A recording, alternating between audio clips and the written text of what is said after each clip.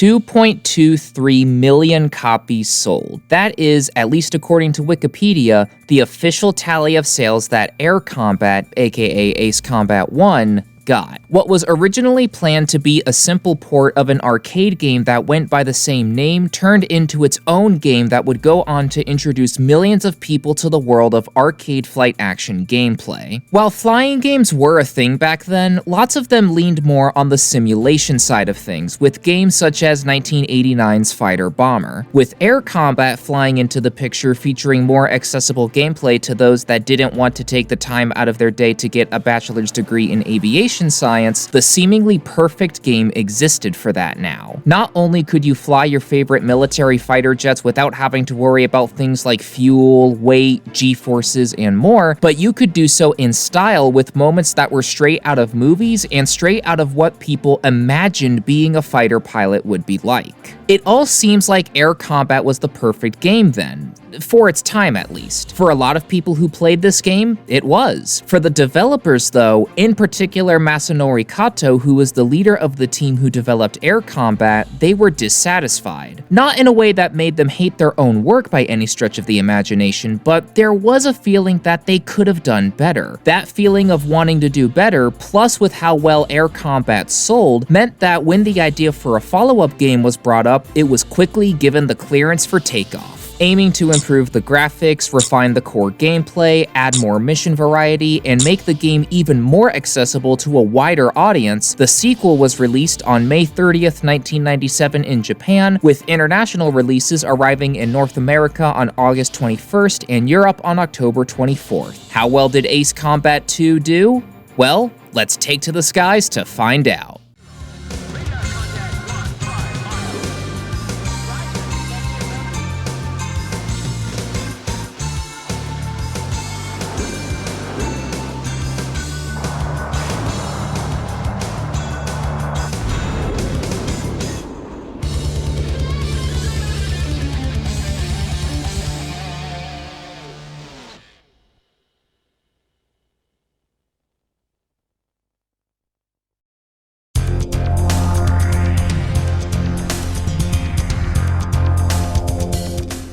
As I referenced in the intro, the idea for Ace Combat 2 came out of dissatisfaction for Air Combat. While Air Combat was a complete game with a solid for its time core gameplay loop that made the flying genre more accessible to people, the technical limitations that popped up as a result of not fully knowing the ins and outs of the PlayStation 1's hardware left a lot to be desired for the team. When we first created Ace Combat, we still hadn't mastered all of the PlayStation's programming techniques, so there was a feeling amongst the staff that, from a technical point of view, there were still things we wanted to do. To do this required us to get 100% performance capacity from the PlayStation. This is how we came to produce Ace Combat 2. As a result, a big part of Ace Combat 2's development was purely dedicated to making the game look a lot better. While Ace Combat 2's graphics are outdated by today's standards, when you look at this game in comparison to just Air Combat, the graphical improvements are insane. We went from the environments and fighter jets looking like this to them looking like this. Another aspect of Ace Combat 2 that the developers really focused on was the mission variety. The developers wanted more than just attacking a ground target or fighting in the air, as they described it, which, when you boil down an arcade flight action game to its fundamental gameplay loop, that is what you're doing in every mission in a very literal sense. But I will admit that I do think the developers are being a little harsh on themselves when they say this, as Air Combat had a good amount of mission variety too, performing a valley run to disable an enemy radar network, sinking an enemy fleet, fighting against an aerial fortress, and more were all in the original game. A decent amount of mission variety, I'd say. What I think makes the mission variety stand out more in Ace Combat 2 is, well, the variety of the objectives, of course, but also in combination with the improved visuals, gameplay, and music. Whether it be fighting enemies in the midst of jamming, defending ally bombers while attacking an enemy shipbuilding facility, destroying enemy silos that require you to perform a low angle of attack, and more, the mission variety is absolutely present and very much welcome in Ace Combat 2. Paired up with this mission variety, let's focus on the aircraft themselves for a little bit. Beginning with the designs of the fighter jets themselves, themselves, part of why Ace Combat 2 is such a leap forward graphically speaking is because the developers did everything in their power to get as much information about these multi-million-dollar aviation war machines as possible. Of course, the developers did their best with the references and other materials they had when developing Air Combat, but when the team set out to make Ace Combat 2 a much better sequel, they meant it. From reading books upon books, to watching Air Combat movie after Air Combat movie, to even going to the American Armed Forces Air Show to take pictures of these aircraft in person to use as references back at the development studio, this all goes to show how passionate the developers were when they were making this game. We read books about the performance and abilities of planes. For modeling, we gathered every possible piece of information possible. At the American Armed Forces Air Show, we took a lot of photographs which we used later, and we read a lot of aviation fan magazines and modeling magazines. We cut out and collected any number of plane pictures from these magazines to create the plane models. We also watched a lot of videos as well, especially Air Combat movies. Not only are there more playable aircraft in this game, 24 playable aircraft in Ace Combat 2 compared to Air Combat's 16 playable aircraft, the way the aircraft themselves handle has changed as well. Air Combat still had an arcade flavor, but that flavor wasn't as strong as it otherwise could have been. Here in Ace Combat 2, while at one point a more realistic handling model was considered, the developers threw that out the window in favor of a more forgiving general law of physics system. This law of physics system was inspired by the real-life handling of each fighter jet, but liberties were taken so that it leaned fully on the arcade side of handling this time around. At one point, we tentatively considered using real models of fighter planes, but with only that kind of data, the game would have become too difficult. In the end, we decided that the game should use a simple law of physics model. The statistics aren't fabricated, it's just that if you use the real facts to create the game, the average person probably wouldn't be able to play the game because it'd be too complex. For example, you'd keep stalling the plane. Because of this, we decided to make these areas simpler. To further emphasize the point of Ace Combat 2 being more of an arcade flight action game rather than a flight simulator, this was also included in the Ace Combat 2 section of this issue of Computers and Video Games. As the flying isn't very complicated, it obviously can't be compared to a proper flight simulator. However, when you consider the fighter plane and all the thrills and excitement that you can enjoy as you battle your way across the skies, it's much more fun than a flight simulator.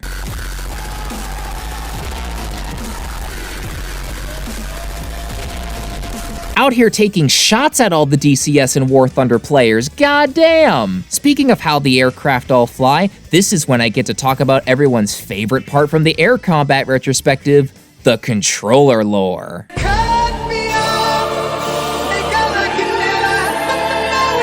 Okay. In all seriousness, for those of you who haven't watched the Air Combat retrospective, I did a whole bit about why the aircraft felt sluggish because you could only use the D-pad and not an analog stick. I got caught up in all of the details about it, which turned me into that one boring math teacher from high school that you may or may not have had. Don't worry though, I'll make sure to keep it nice and brief this time so that nobody falls asleep or clicks off the video. With the dual analog controller for the PlayStation 1 having been released in April of 1997, this meant that the controller was available for games like Ace Combat 2. In fact, the developers had access to the dual analog controllers during development, meaning they could program the game with the dual analog controllers in mind right from the start. We certainly wanted to use the analog controller device from the very beginning. During development, we already had Sony's dual analog joystick, so as far as possible, we considered the use of these devices from the start of development. The last thing I want to mention in the development section of this video is about the sound design. The sound design in any video game is crucial, and for an arcade flight action game, it's no different. You have to make sure that the jet engines sound right, the lock-on tone is just right, the sound of the explosions and cannon rounds hitting their target is right, and of course, the soundtrack has to be perfect too. Starting with the soundtrack, the sound team working on this game took inspiration from movies like Top Gun and combined that inspiration with the coolness of flying these aerial war machines to create the rock-focused soundtrack that's in the game today. I'll talk more about the music itself when talking about the gameplay, but to give my immediate thoughts on this game's soundtrack now, it is so freaking good. Rock being one of my two favorite kinds of music, the other being orchestral, it's not hard to see why I love Ace Combat 2's music so much. Sound design wise, most of them were taken from special effects CDs, but original sounds were included as well. According to the developers, no sample sounds were ever used, just their creativity and good judgment. All of this information came from issue 190 of the Computer and Video Games magazine, accessed via the Internet Archive. A link will be in the description to this magazine if you want to check it out for yourself. Page 36 is where Ace Combat 2 is if you're looking for that game specifically.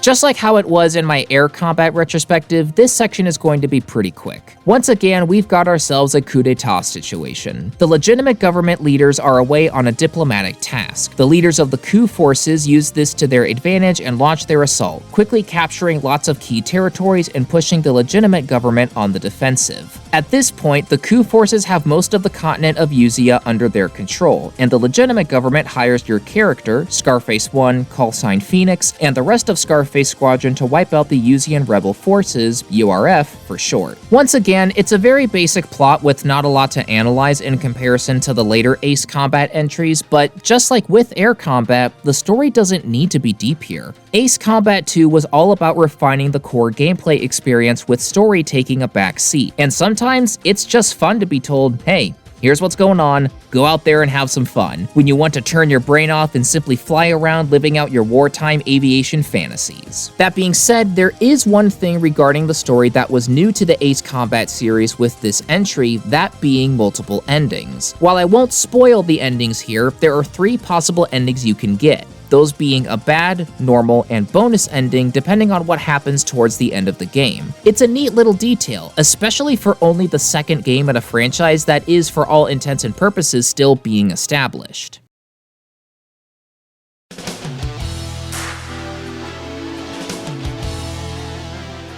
Here is where we can really get into the meat and potatoes of the game. Ace Combat 2 features a wide range of gameplay improvements that really make it feel like the developers went all in on this one. I don't mean to give the wrong impression and say that they didn't try with air combat, they absolutely did. This time though, since they had a previous game to look at as a reference on where to make improvements, plus with having some experience making an arcade flight action game under their belts now, more time could be spent on refining the core gameplay. Starting with the controls, I have to mention the analog sticks again real quick. With the analog sticks, there are a ton more inputs that can be accounted for rather than just 4 general directions this time around, which means that the aircraft feels much better to fly. You can fly and fight much more smoothly here, which adds on to the pure fun core gameplay loop that Ace Combat 2 has. Speaking of that core gameplay loop, it's further enhanced by the fact that the vital information that was only present in the front-facing view in air combat is now present for the rear view camera in Ace Combat 2. As someone whose personal camera preference is the rear view camera, this is an absolute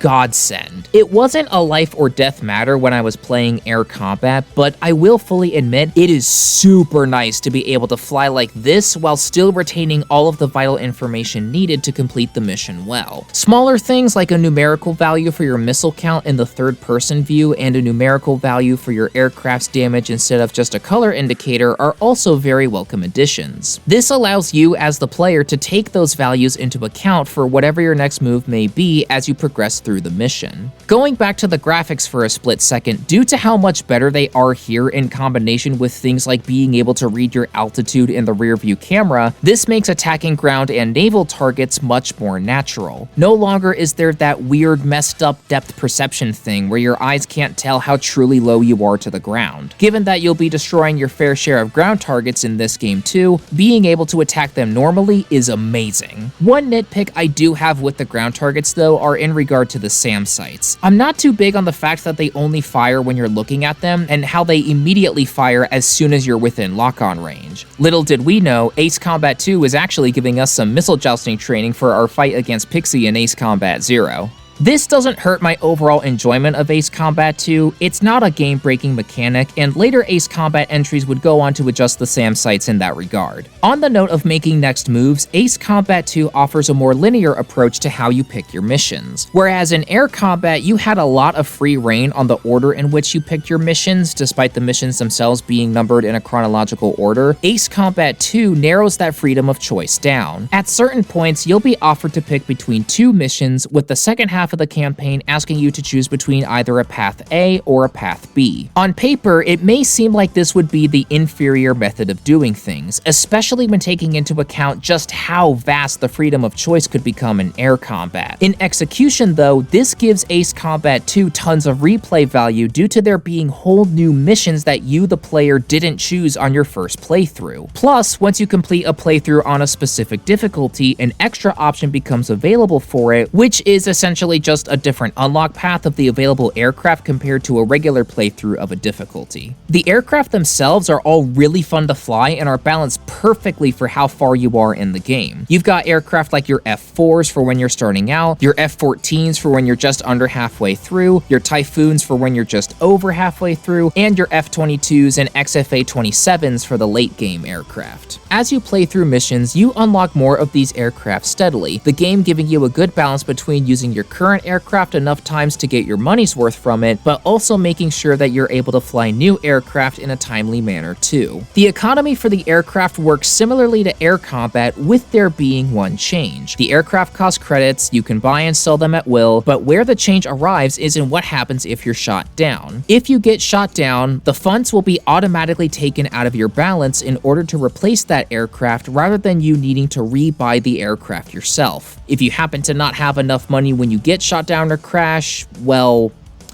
I'll be fully honest, as someone who isn't a games journalist, I can comprehend things like difficulty and getting better at a game, so I personally haven't run into that issue. I'm assuming there would be a different screen informing you that you don't have enough money to cover the cost for the lost aircraft. Starting with Mission 4, you can also hire a wingman for the majority of the missions thereafter to help you out. Rather than the numerous fellow pilots that range in skill, you instead only have two pilots you can hire: Slash and Edge. If you pick either of them to join you on a mission, you're able to give them an order before takeoff, with the game changing the aircraft that they fly depending on the order you give. That being said, you can also fly without a wingman and take on a mission yourself. Unfortunately, this is where I will admit I didn't notice a discernible difference between whether I flew with a wingman or not in a mission. The developers stated that Air Combat's wingmen were meant to be faceless nobodies that weren't supposed to be noticed during gameplay by design. While Ace Combat 2's wingmen aren't faceless nobodies, outside of the occasional target here and there, I didn't really notice them a whole lot. Granted, other factors do contribute to this, like the very limited voice lines that both Slash and Edge have, both of them often repeating the same thing whenever they acquire and hit a target, and Ace Combat 2 was much more focused on the gameplay instead of the story. As a result, there's no context that Slash or Edge can give to any overarching story or lore. I will go easy on Ace Combat 2 in this regard though, since, again, the point of the game was to make a fun arcade flight action shooter. Later entries would involve more complex and deep stories once the flying was more or less figured out. To put it simply, the wingmen are a nice addition, but don't look at their implementation in this game with any super high expectations. Moving on to the level design, all of the missions in the game have been designed excellently to go with the fast-paced arcade flight action nature of this game. Some of my personal favorite missions are Seagull, where you face off against the URF's fleet, St. Elmo's Fire, where you escort an ally fleet through an enemy-controlled canal, Kingpin, where you destroy the URF's HQ, and Fighter's Honor, where you eliminate the remaining URF forces stationed at Fortress Intolerance, to name a few. Although there are a few missions here and there that I feel indifferent about, such as Rising High to give one example, there are no missions that I fully dislike in this game either, which is a testament to just how well the overall level design of this game is. I also want to take a moment to highlight Dead End, Mission 15B. This mission has you making a low-altitude flight to a URF airbase that is housing a significant amount of aerial power there. When going into this mission, I was fully expecting to get a mission failed screen if I flew too high. However, to my surprise, when I did break the altitude limit,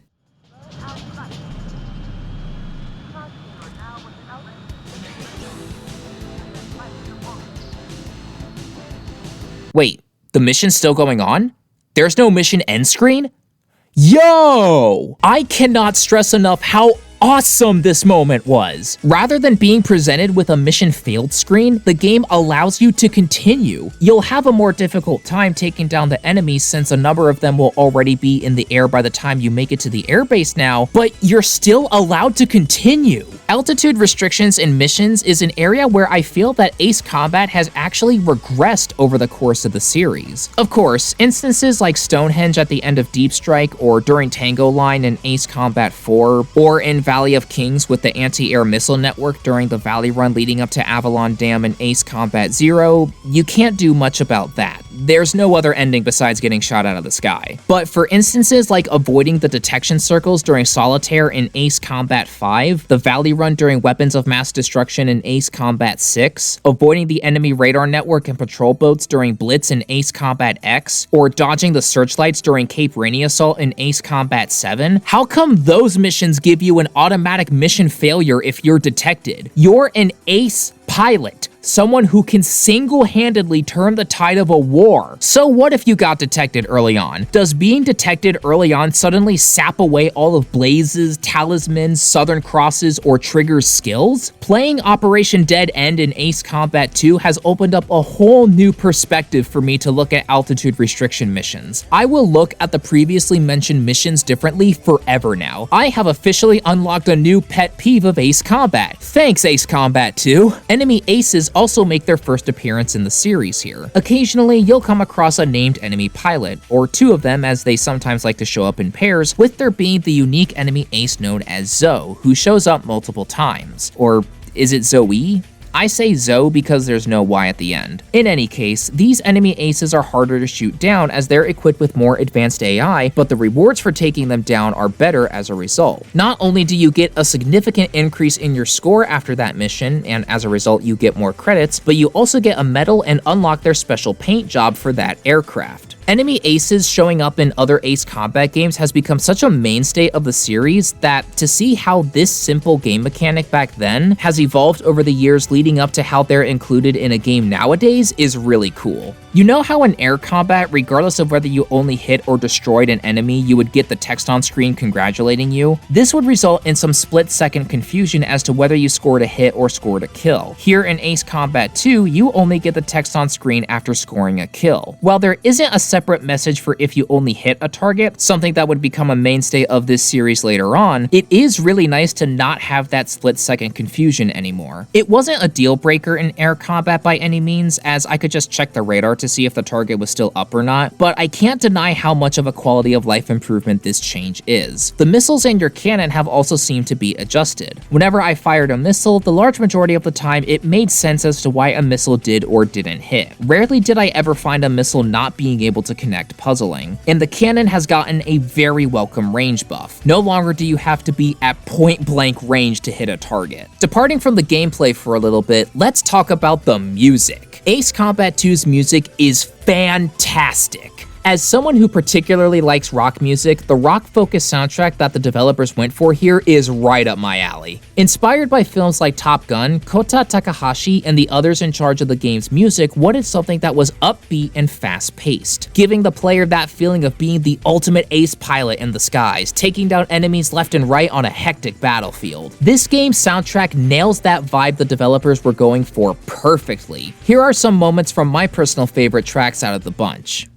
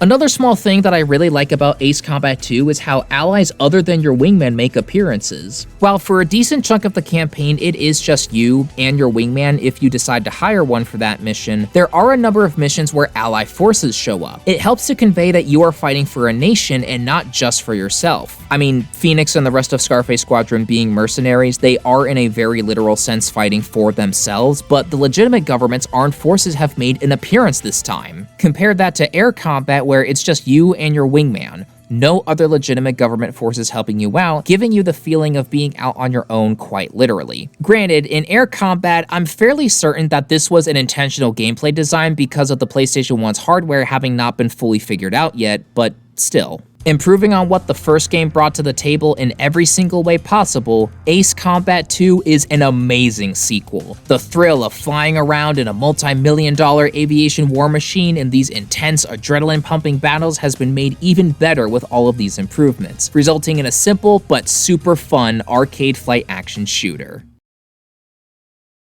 Now, most Ace Combat entries are a one-and-done deal. One-and-done in the sense that they don't get any remasters or remakes. While we're all still waiting on a Holy Trinity Remastered collection, a collection that is most likely still a ways away unfortunately due to how expensive relicensing all of the aircraft for those games would be, we did get a remake of a different game in 2011. A remake that can be found on the Nintendo 3DS. Hello, little stylers. Hello, Mario. Why am I mentioning this remake in a video about Ace Combat 2? This Nintendo 3DS title is a remake of that game. Updated with all of the modern-day Ace Combat standards that had become staples of the series by this point, and one of the more divisive titles in the series, this game is a remake of the conflict that took place in the second entry of the Ace Combat franchise.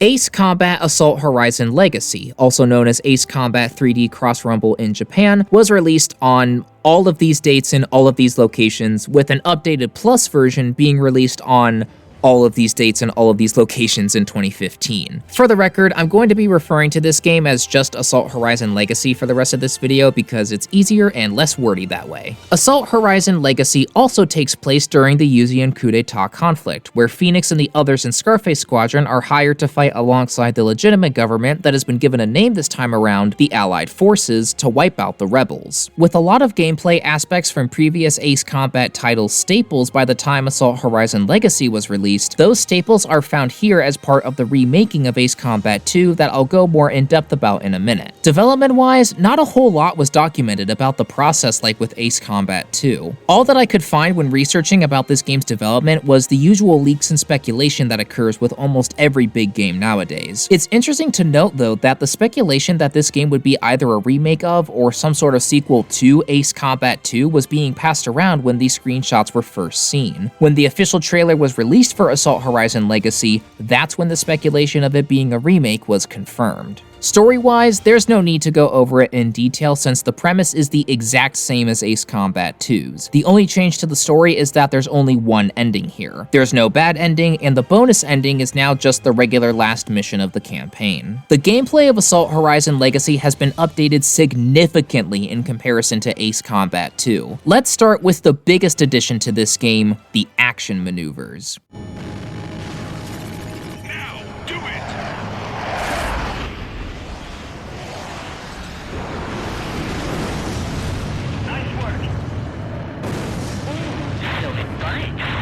There are two types of action maneuvers, one for offense and one for defense. For offense, whenever you fly close to an enemy aircraft, you'll see this arrow that's split into two halves begin to fill up.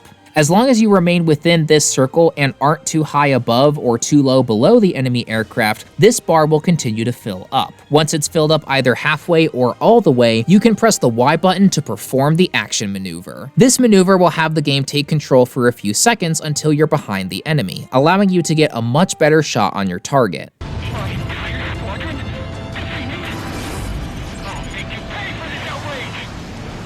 Only Defensively, when an enemy fires a missile, you'll see two different possible dodge directions show up on your screen, left or right. When the missile gets close, either the left or right direction will light up yellow. Jink the stick in the correct direction and press Y at the same time to pull a Slaymani from joint assault, and if the enemy is close enough behind you, they'll slingshot past you, opening themselves up for a counterattack. For those of us that have played Call of Duty, Ace Combat Assault Horizon, it's not hard to see the inspiration from dogfight mode seeping its way in. Assault Horizon is in the name of this game after all. However, I don't find the action maneuvers to be a bad game mechanic like dogfight mode is. While you could play Assault Horizon using purely your flying skills and nothing else, it was objectively harder to do so thanks to the enemies marked as aces basically requiring that you enter DFM. To add insult to injury, that enemy ace in question would often be invincible up to a certain point to try and give the game that wow factor. Not to mention, the game didn't trust your ground attacking capabilities with airstrike mode. Though I will admit, the counterattack feature for when an enemy initiates DFM is pretty cool. Time for cleanup. Got it. Here in Assault Horizon Legacy, you're able to complete the entire game without using any action maneuvers at all. In fact, there's a medal in the game that you can earn for completing all of the campaign missions without using any action maneuvers. There's no forced cinematic dogfights that actively take away from the gameplay, the game trusts that you can attack ground targets just fine, and in general, the action maneuvers don't hold your hand with a death grip like DFM and ASM does in Assault Horizon. The action maneuvers are akin to a quality of life edition more than anything. Being able to perform an action maneuver when I accidentally overshot and flew past an enemy target, or if me and an enemy are in an indecipherable mess of a furball and I just need to get behind this son of a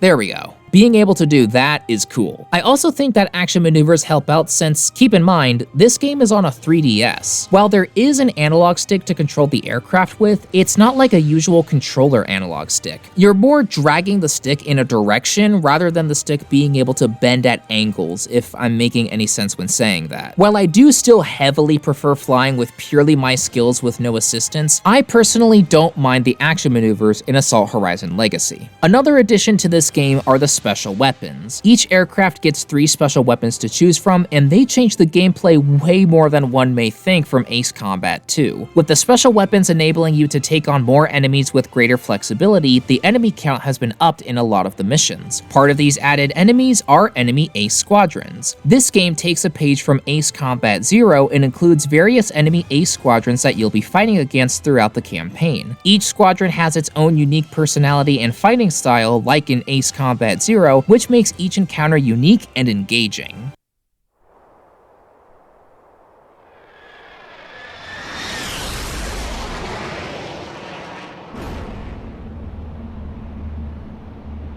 So, it's the Starface Squad's little birdie. Just hope he's worth the trip. And boys, behave yourselves. Aye, lady. That's what I like to hear. Remaining on the note of the aircraft, parts are included here as well. As you play through the game and destroy enemy aces and other special targets, you'll unlock engine, wing, armor, and cockpit parts that can change the stats of your aircraft. These parts can change an aircraft's stats drastically, either further strengthening an already strong aspect, compensating for a weaker area, or going for a balance of the two. An XFA-27 that has fully maxed out mobility is it's just nuts. You also have a dedicated AWACS plane looking out for you, AWACS Keynote Operator Olsen, who not only watches over you on each mission, but also adds some extra dialogue to the game. Slash and Edge make a return as well, and this time they have way more to say. No longer do they repeat the same 2 lines of dialogue when fighting. They have dialogue for before and after missions, along with a handful of combat dialogue lines rather than just 2. One change about the wingmen that I'm indifferent about is that you can't give them orders before a mission anymore. Slash likes to fly off and do his own thing, while Edge likes to stick close to the player and provide cover. I also have to admit, I didn't see much of a noticeable difference between when I was flying solo versus with a wingman here either. Hence why I say that I'm indifferent about this change. One thing about the wingman that I do like though is the fact that you can now choose their aircraft. Instead of the game assigning an aircraft to your wingman depending on what order you give them before takeoff, you can freely pick whichever aircraft they fly. That being said, you can't pick any special weapons for them, as they just have the cannon and standard missile attacks only. Another addition here is in the form of mission ranks. In Ace Combat 2, you only got a total score based on how many targets you destroyed. Here in Assault Horizon Legacy, you get a letter rank. In the most annoying form possible. At least for most of the missions anyway. For the majority of the missions in Assault Horizon Legacy, the game cares about you completing them fast more than about how many targets you destroy. This is one of my biggest pet peeves with Assault Horizon Legacy. I'm the kind of pilot who likes to be very thorough out on the battlefield, taking the time to clean up all of those dots on the radar. I see an enemy target, I shoot at the enemy target goes boom, score goes up, repeat this cycle until I get an S rank, neuron activation. So to have Assault Horizon Legacy give me a B or a C rank because I wanted to put my piloting skills to the test by eliminating all of the enemies instead of speedrunning the game is really f***ing annoying. Assault Horizon Legacy, in my eyes at least, leans way too far into how fast you complete the mission rather than how efficiently and thoroughly you complete it. Missions 3, 9, 11, 15, 16, 18, 20, and 21. 8 out of the possible 23 missions all have score-based S-rank requirements. That means that the other 15 missions have time-based S-rank requirements. Now, it wouldn't be so bad if these times weren't so absurd. Mission 4, Tin Castle. You have to complete it in under a minute 30. That's 89 seconds to complete the mission with an S rank. Mission 14, Green Bird. You have a minute 59 to complete the mission. And that mission has a phase 2 where you fight the YF-23 Zoe as a boss fight. If Assault Horizon Legacy used a system like Ace Combat 7's, for example, where there's a time score hybrid for getting an S rank, where the time is more generous, provided that you show off your skills as a pilot by being able to put yourself in the face of danger more often to destroy more targets, then a time requirement would be fine. But no, for a lot of the missions in this game, you have to speed run them to get the S rank. I really just went on a whole rant about getting S ranks in an Ace Combat game. To go along with the regular campaign missions, there's also some survival and extra missions. Survival missions offer tough time limits, destroying certain enemies gives time bonuses, limited ammo at the start while being able to get more through destroying enemies, etc. Extra missions feature a gauntlet-style mission where you shoot down waves of enemy fighters, along with select remixed missions of the campaign. If you get the Plus version of this game, you also get some special aircraft based on various Nintendo IPs. We've got the excellently designed Peach Typhoon, Bowser A-10, and Fox McCloud ADF-01. Sadly, I can't get the Fox ADF-01 because it can only be unlocked via using an amiibo. The alright looking Donkey Kong FA-18 Hornet, and the terrible looking Mario F-22 and Luigi F-35.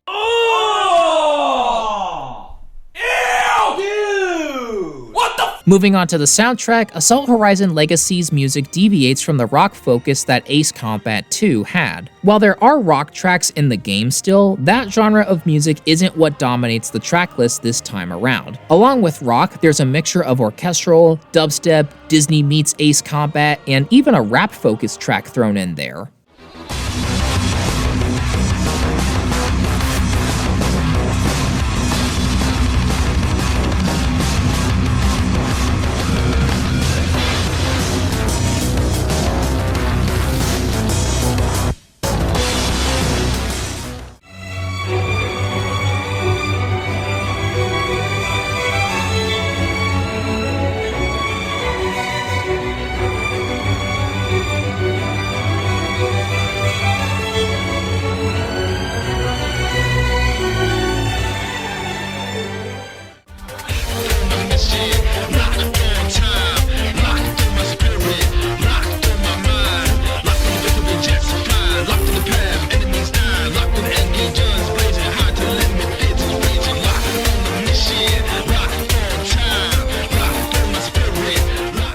This game also reuses some music from older Ace Combat titles such as the main menu and mission briefing music from Ace Combat 6 and Slimani from Ace Combat Joint Assault, to name 3 of them. On the note of the sound design as a whole, it's excellent here. The explosions, the sounds of your fighter jet maneuvering into position when you pull off an action maneuver, and the music accompanying each mission is all great. Like I said at the beginning of this section, Assault Horizon Legacy is quite the divisive title. It's one of those games where whether someone likes it or not depends on who you ask. For someone like me, I personally like this title, but I can totally see how someone else may not be a big fan of it, particularly due to the implementation of the dogfight mode inspired action maneuvers.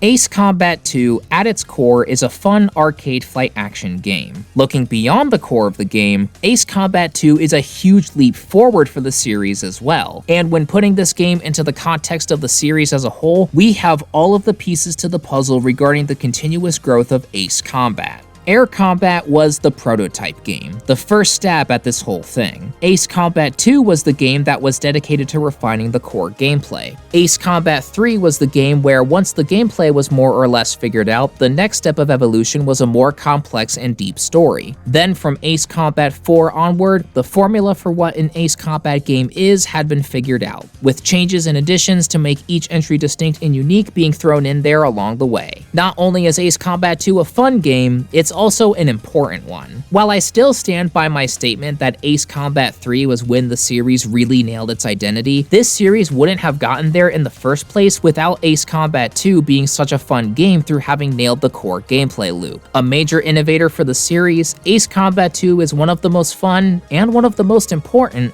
fundamental titles in the Ace Combat series.